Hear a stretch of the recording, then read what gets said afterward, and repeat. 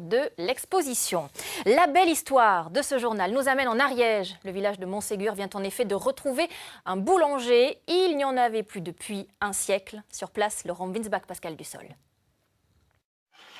Depuis le 14 juillet dernier, Cyril Delmas s'est installé comme boulanger à Montségur.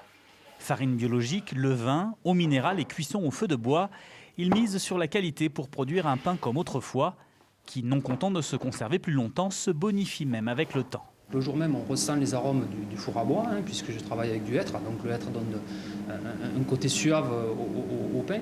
Mais le lendemain, le levain va se développer et les arômes vont se développer. On va avoir des arômes suivant les farines qu'il y a dedans qui vont évoluer, des arômes de fruits, de miel quand il y a du seigle. Et au fur et à mesure qu'il va avancer, il va changer de goût. Au pied du célèbre château, l'ouverture de la boulangerie n'est pas passée inaperçue. D'après les archives de la mairie, le petit village de Montségur n'avait plus de boulanger depuis 1914. Alors forcément, pour ses 120 habitants, c'est du pain béni. C'est vrai qu'un boulanger qui vient à Montségur et qui amène une méthode, on va dire, ancestrale et traditionnelle, ça a été vraiment très très bien accueilli et je pense que la population s'est fidélisée à la boulangerie. Des fois, j'arrive pour pouvoir jouer à la pétanque.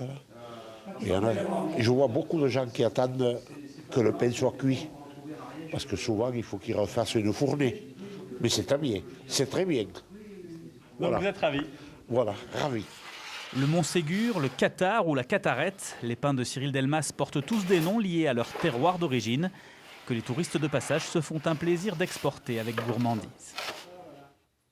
Et ainsi